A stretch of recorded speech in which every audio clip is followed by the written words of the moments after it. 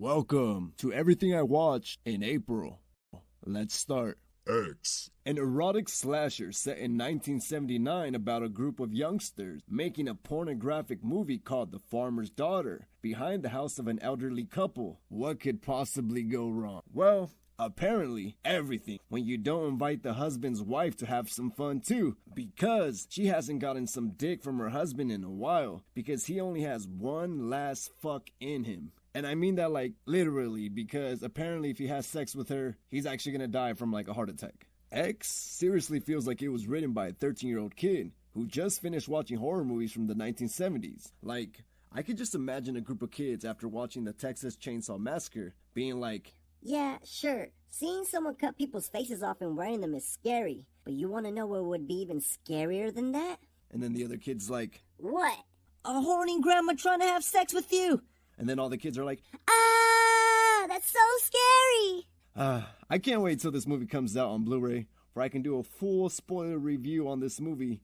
Okay, before we go on to the next movie, make sure to hit that subscribe button. Thank you to those that hit the button. Okay, up next I saw Moonshot. a romantic comedy about Cole Sprouse and Lana Condor going to Mars to go be with other people. Yes, Cole Sprouse is sneaking onto a space shuttle and going all the way to Mars for a girl he just recently spent a couple hours with because he is certain that that girl's the love of his life. And Lana Condor is going to be with her boyfriend, who happens to be her stepbrother. I mean, talk about tough times, where it must be so difficult to find a relationship that you're willing to go to a whole other planet or even date your own family. Okay, all jokes aside, this movie is actually really cute and it's a really good movie to pass the time. And to be fair, if you give me any movie with Cole Sprouse in like any genre, you fully have my attention. Heck, put him in the bad bitch genre and I'll watch it. Next, I saw one of the wackiest movies I have ever seen. I'm talking about Ambulance.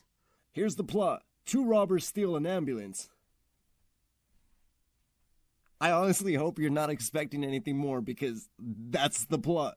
Okay, and here's the best review I saw for this movie. Dumbulance. Yes, straight to the point, but that one word describes the movie perfectly. Let me actually give you some context to further explain my point. I watched a movie that was completely bonkers earlier in the year about a moon collapsing onto the earth. A moon that is hollow with alien life.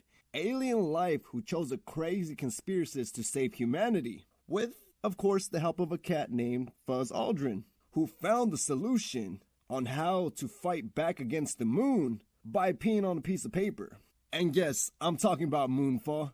And that movie that I said where a moon is collapsing onto Earth made more sense than Ambulance. And for that reason, the moment Ambulance comes out on Blu-ray, I'm going to go full spoilers on it because it is, yes, that wacky. I saw two movies made with the fans in mind, where in both the fan events that I went to, both of these crowds were having the time of their life. You can tell they were just having a blast. I'm talking about Sonic the Hedgehog 2 and the unbearable weight of massive talent. I'm not going to talk about either, though, to save some time, because I actually have a special guest today who's going to do a little mini review for us. You want to introduce yourself? Yes, me, Man. Yes, Man is back, and I seriously can't wait for him to do his mini review for us, but that's going to be a little later on into the video. And if you were interested in knowing a little bit more about these two, I do have reviews on them, so go check those out after this video, of course. But next, I want to talk about 3 coming-of-age movies. I'll save my favorite for last. Let's start with the Netflix original Metal Lords. about 2 friends forming a heavy metal band named Skullfucker. later changed to Skullflower. in order to compete at the Battle of the Bands, while also adding a cello player because they needed another band member. Heavy metal meets high school. That's basically the entire movie. And in my opinion, this one is a skip. Unless you're into heavy metal, then you might actually really like this one, so give this one a watch. Next, I saw the Hulu original Crush. a teen romance about an inspiring young artist who joins the track team to get closer to her crush, but then unexpectedly falls for another teammate who happens to be the sister of her original crush. I mean, talk about a love triangle. In this movie, the main character goes from never kissing anyone to kissing 2 family members. Talk about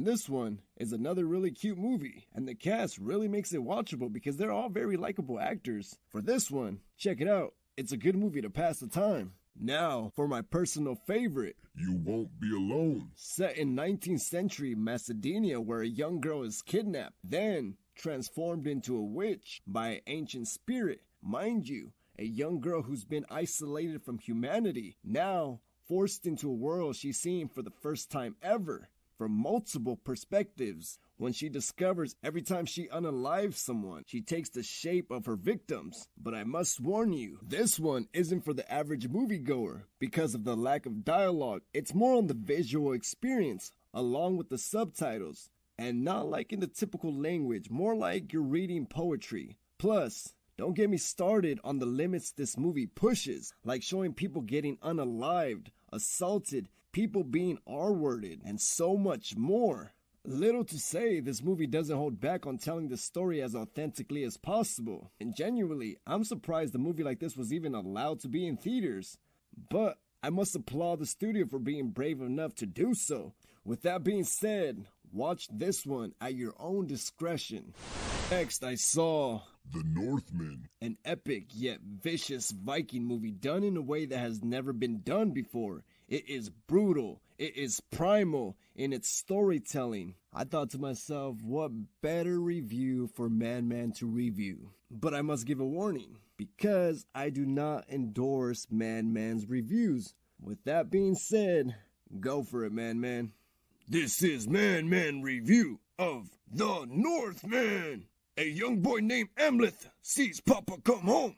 His Papa, who is king. Then Papa and young boy do drugs together with the Green Goblin. Now, young boy ready to be king next. But Uncle kills young boy's Papa. Now, Uncle tries to kill young boy, since that would make Uncle king now. But young boy escapes after seeing Papa get killed to a new village. Young boy now raised by others, just like Lion King. Except this movie, no Hakuna Matata.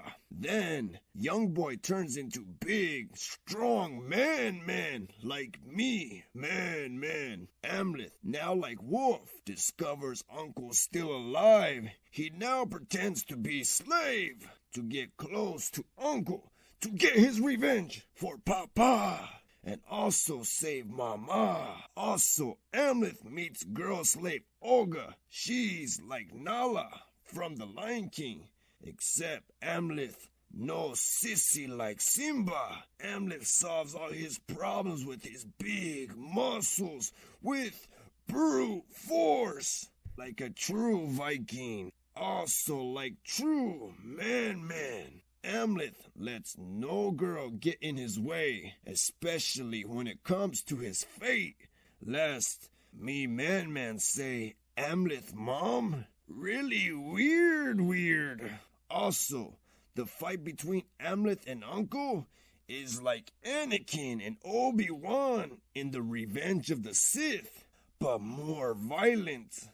But no more spoil. I give The Northman 10 out of 10. This movie for real mans like me. Surprisingly, that wasn't bad, man. I might actually invite you to do another review. Yeah, because me man do better reviews than you.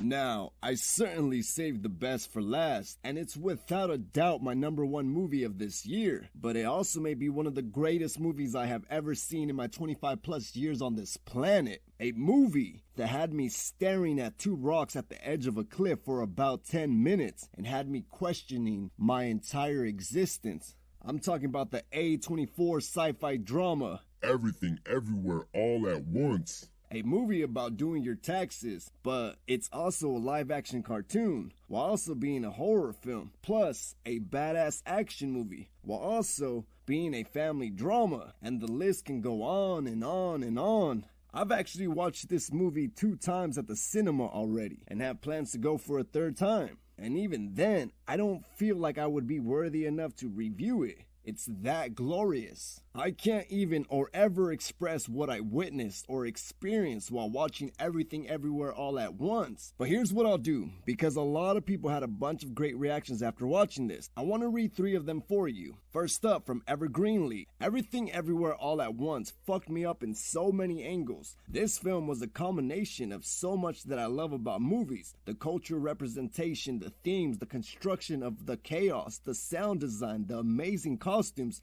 all of it. I was in awe and in tears. Next up, from Tyler Gassa, everyone in the men's room is comforting each other after seeing Everything Everywhere All at Once. I mean, I don't doubt it. It's definitely a emotional journey, to say the least. Okay, and lastly, from Mr. Medina, Everything Everywhere All at Once was everything. It's one of those movies, at least for me, that resets you as a person, reorients you on what truly matters, the people around you, to know that you are not alone through this life and that we are loved changes everything. That last reaction really spoke to my soul. Also, I know it's almost been a month since I've posted a video, but after watching Everything Everywhere All at Once, I needed time to process it. So thank you for being patient with me. And I'd really love for you to check this one out. Out of any movie I've ever reviewed in my life, on this channel or on my previous channels throughout the last 11 years, yes, it's that amazing. Also, I actually had this video ready to upload, but wanted to wait until my birthday to spend the day with all of you, because the last 5 months here on YouTube has been a dream in the best way possible. The amount of love I've been receiving has meant more than you could ever imagine. Okay, before I go full cheese on all of you, let's bring this video to an end. Here's all the stream movies I've watched. And now, my top 10 movies thus far. Also, I wanted to shout out these channels for giving me inspiration to make this video, because I had a blast making it, and I really hope you enjoyed it too. I know I have a lot to learn to make them more entertaining, and every day I'm learning more and more to do so. But with that being said, thank you for watching, and I'll catch you on my next one.